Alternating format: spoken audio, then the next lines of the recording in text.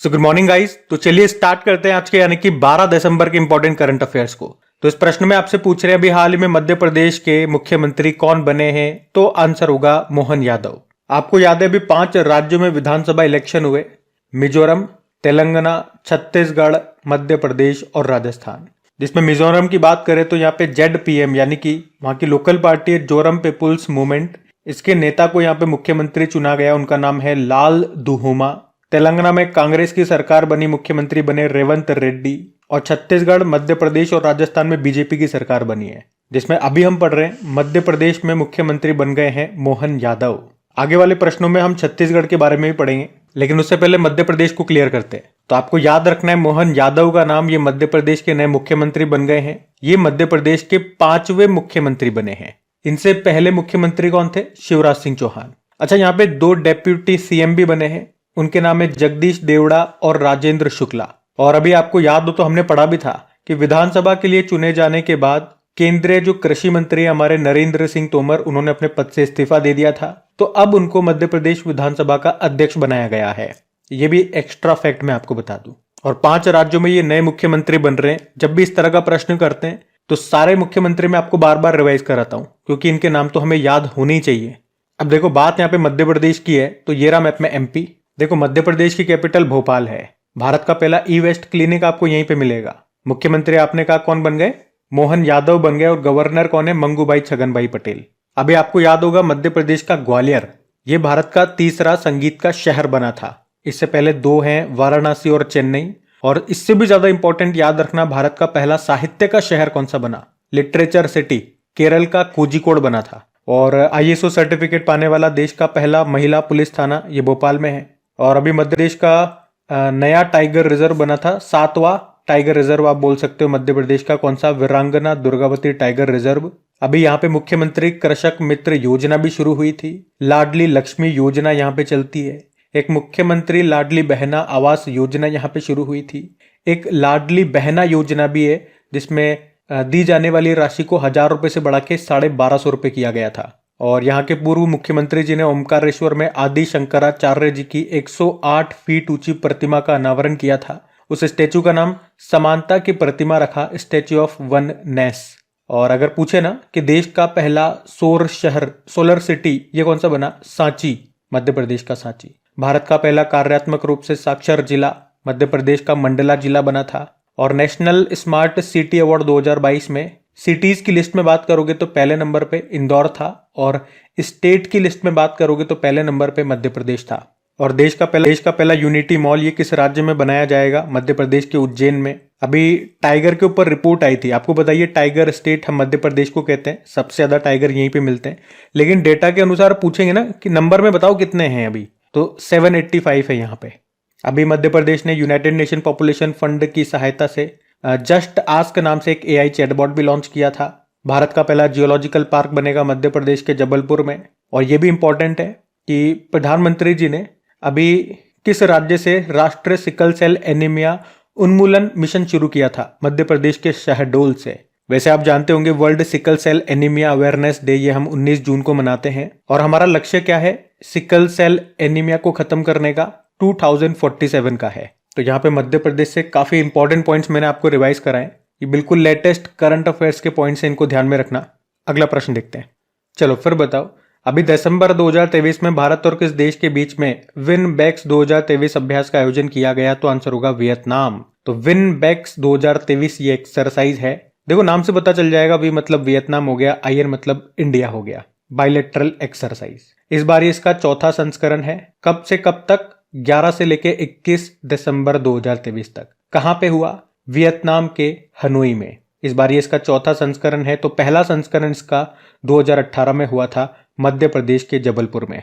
अब देखो military exercise वाला प्रश्न आ गया। और डेली आप हमारे करंट अफेयर्स का लेक्चर पढ़ते होंगे, आपको याद है।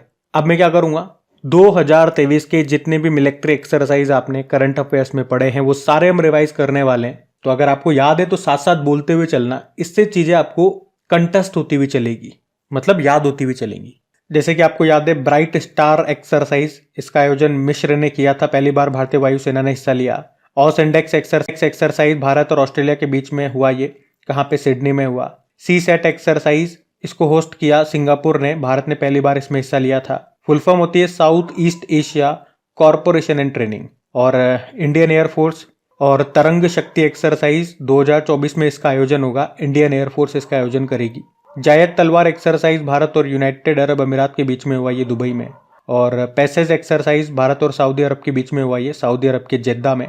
अभी टेलिस्मैन सेबर एक्सरसाइज ऑस्ट्रेलिया में हुआ ये, भारत पर्यवेक्षक देश ऑब्जर्वर कंट्री था इसमें। आपको याद होगा ऑस्ट्रेलिया के साथ इस बार हमने मालाबार एक्सरसाइज भी किया था, मतलब क्वाड देशों ने, क्वाड में 4 देश होते हैं ना, भारत, ऑस्ट्रेलिया, जापान और यूएसए। अभी कोमोडो एक्सरसाइज इंडोनेशिया में हुआ था, भारत ने भी इसमें हिस्सा लिया था। अभी जिमेक्स एक्सरसाइज ये भारत और जापान के बीच में होता है।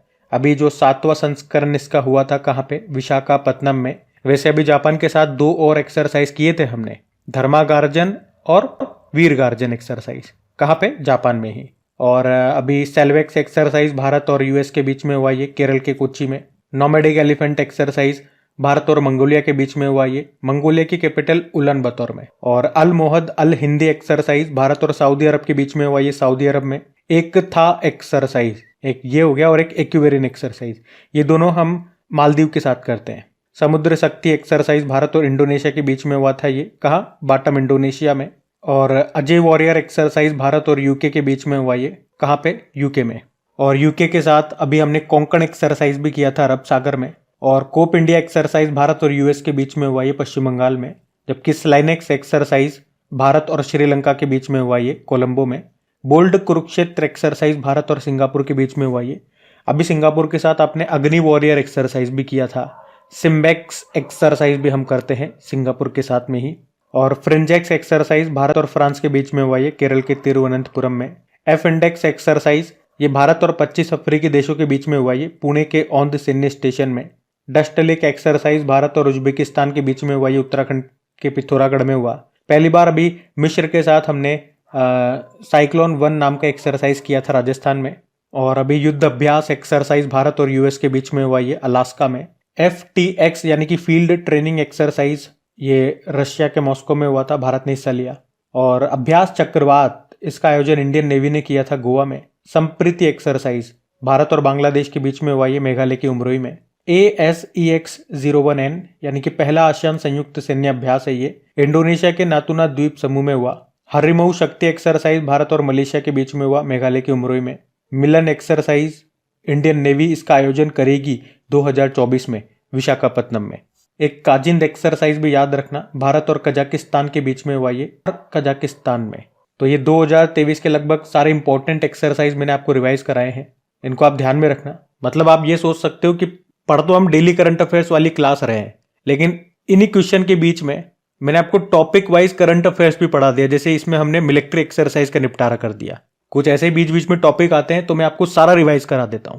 तो अगर आपको सेशन पसंद आता है, मेरी मेहनत अच्छी लगती है, तो बस वीडियो को आप लाइक जरूर किया कीजिए, ताकि मुझे भी आपके लिए मेहनत करने में मजा आए। हम हमारे वीडियो के लाइक का टारगेट रखते हैं 5000 लाइक का, तो प्लीज वीडियो को लाइक जरूर कीजिएगा और दोस्तों के साथ में शेयर जरूर करना है। बाकी इनकी क्विज प्रैक्टिस के लिए आपको मिल जाएगी क्रेक एग्जाम एप्लीकेशन में, लिंक डिस्क्रिप्शन बॉक्स में है, पीडीएफ भी वहीं मिलेगी। अभी अगला प्रश्न देखते हैं। चलो फिर बताओ, अभी हाल ही में माउंट मेर्रापी ज्वालामुखी में विस्फोट हुआ है, ये किस देश में है? तो आंसर होगा इंडोनेशिया। तो माउंट मेर्रापी ये इंडोनेशिया का वोल्केनो है जिसमें अभी भारी विस्फोट हुआ। अच्छा, ये प्रश्न अगर आपसे पूछेंगे कि ये ज्वालामुखी किस द्वीप पर स्थित है, इंडोनेशिया में है ये आप सब बता देंगे, लेकिन किस द्वीप पर है अगर ये प्रश्न आएगा तो बता पाओगे? आंसर होगा सुमात्रा द्वीप पर। अच्छा, यहाँ पे अभी जितनी भी ज्वालामुखियों में विस्फोट हुए या किसी भी कारण से वो न्यूज में रही, या यहाँ से जो भी प्रश्न आपके बन सकते हैं करंट के या स्टैटिक के, वो मैं आपको रिवाइज कराऊंगा।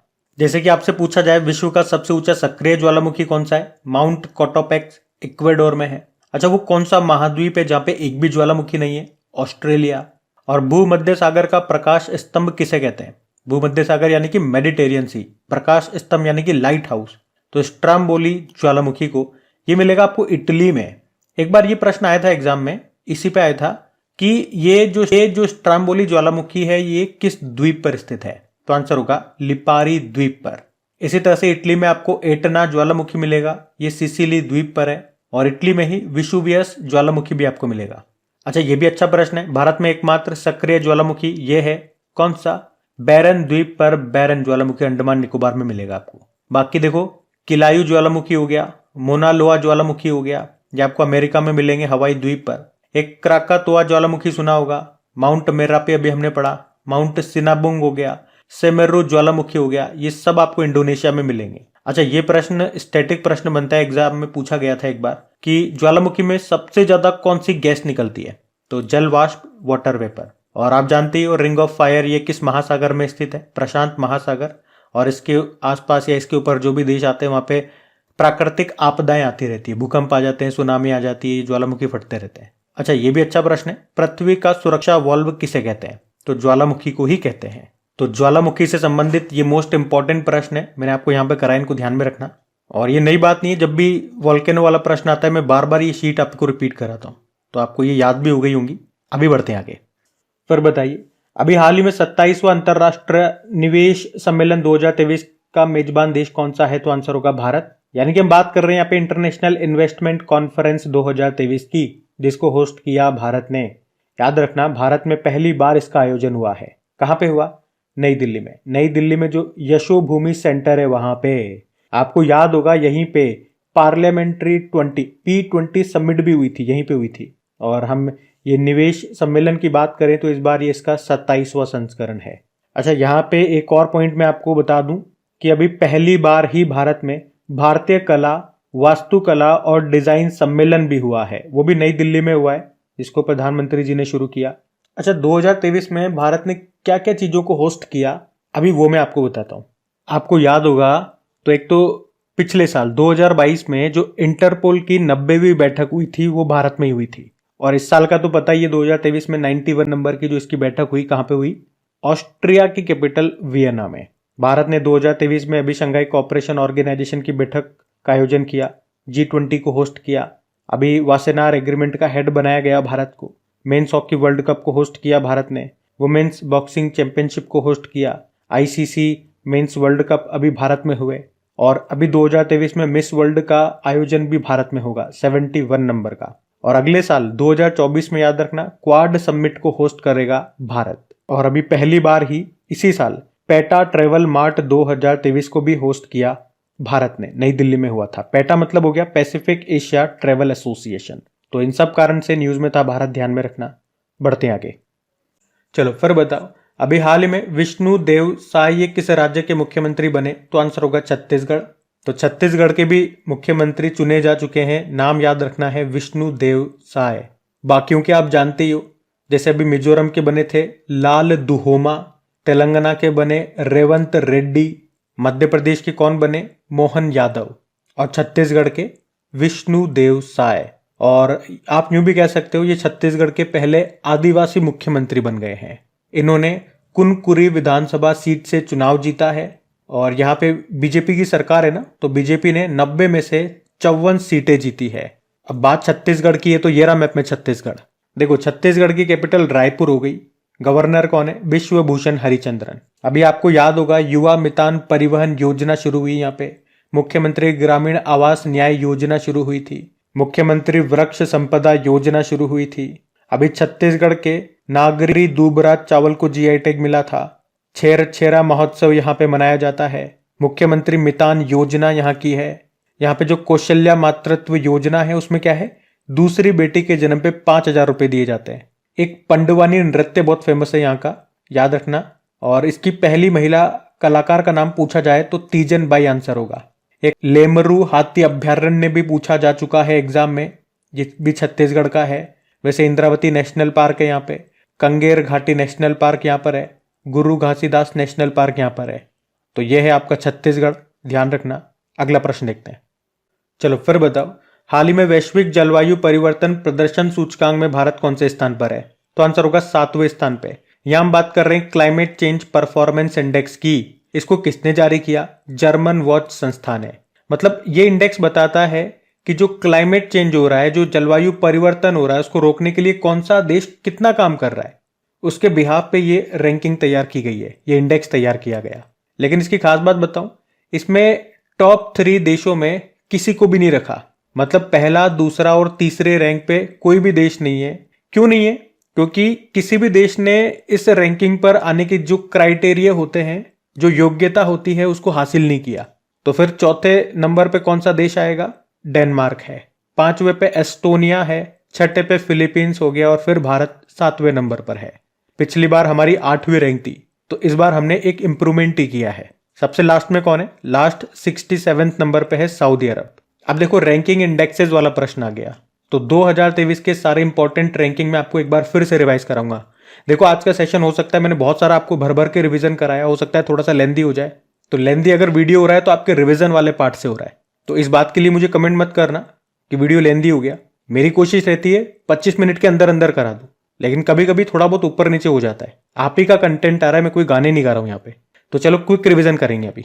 जैसे कि वर्ल्ड हैप्पीनेस रिपोर्ट आई थी, इसमें भारत 126 नंबर पर है, तो टॉप पे फिनलैंड है। अब भारत एक और जगह 126 नंबर पर है, याद करो, ये ग्लोबल पीस इंडेक्स में, लेकिन यहाँ पे टॉप पे आइसलैंड हो गया। अब आइसलैंड एक और जगह टॉप पे है, याद करो, ये ग्लोबल जेंडर गैप इंडेक्स में, लेकिन भारत इसमें 127 नंबर पे है और इसको जारी किया वर्ल्ड इकोनॉमिक फोरम ने। एक ग्लोबल फायर पावर इंडेक्स आया था जिसमें भारत चौथे स्थान पर है, तो टॉप पे अमेरिका है। एक ऊर्जा संक्रमण सूचकांक आया था, भारत 67 पे है, टॉप पे स्वीडन है, इसको भी वर्ल्ड इकोनॉमिक फोरम ने जारी किया। एक वैश्विक प्रतिस्पर्धा सूचकांक आया था जिसमें भारत 40वें स्थान पर है, तो टॉप पे डेनमार्क है। अभी वर्ल्ड प्रेस फ्रीडम इंडेक्स आया, भारत 161 नंबर पर है, तो टॉप पे नॉर्वे है। जारी किसने किया? रिपोर्टर्स विदाउट बॉर्डर ने। और आर्थिक स्वतंत्रता सूचकांक, भारत इसमें 131 नंबर पर है, तो टॉप पे सिंगापुर है। हुरुन ग्लोबल यूनिकॉर्न इंडेक्स 2023 आया, पहले स्थान पे अमेरिका है, दूसरे पे चाइना और तीसरे पे हो गया भारत। और अभी वर्ल्ड बैंक का जो रसद प्रदर्शन सूचकांक आया था, लॉजिस्टिक परफॉर्मेंस इंडेक्स, उसमें भारत 38 नंबर पे है। एक ग्लोबल इनोवेशन इंडेक्स आया था जिसमें भारत 40वें स्थान पर है, तो टॉप पे स्विट्जरलैंड है, इसको वर्ल्ड इंटेलेक्चुअल प्रॉपर्टी ऑर्गेनाइजेशन ने जारी किया। एक ग्लोबल हंगर इंडेक्स आया, भारत 111वें स्थान पर है, तो टॉप पे बेलारूस है। एक वर्ल्ड टैलेंट रैंकिंग आई थी, उसमें भारत 56 नंबर पे था, लेकिन टॉप पे स्विट्जरलैंड है। एक ग्लोबल पेंशन इंडेक्स आया था, इसमें भारत 45 नंबर पर है, तो टॉप पे नीदरलैंड है। और ग्लोबल वर्क रिमोट इंडेक्स की बात करें तो भारत 64 नंबर पर है, तो टॉप पे है। तो ये 2023 के कुछ इंपॉर्टेंट इंडेक्सेस हैं, इनको ध्यान में रखना। अगला प्रश्न देखते हैं। फिर बताओ, अभी हाल ही में अंतरराष्ट्रीय पर्वत दिवस कब मनाया गया? तो आंसर होगा 11 दिसंबर को। तो हर साल 11 दिसंबर को आप इंटरनेशनल माउंटेन डे के रूप में मनाते हो। इसे मनाने का मकसद यही है कि लोग पहाड़ों पर रहने वालों की समस्याओं से वाकिफ हो सके। इस बार ये 20वां अंतरराष्ट्रीय पर्वत दिवस मनाया गया, मतलब पहली बार इसे 2003 में मनाया था। इस बार की थीम क्या है? Restoring mountain ecosystem. और डे वाला प्रश्न जब भी आता है उस महीने के सारे डेज में आपको रिवाइज कराता हूं, लेकिन आज नहीं कराऊंगा। आज आप खुद से कोशिश करो, अभी तक हमने दिसंबर में कौन कौन से डे मनाए हैं इसको कमेंट बॉक्स में लिखने की कोशिश करो, उससे आपको पता लगेगा कि आपको कौन कौन से याद है। अभी हम बढ़ते हैं आगे।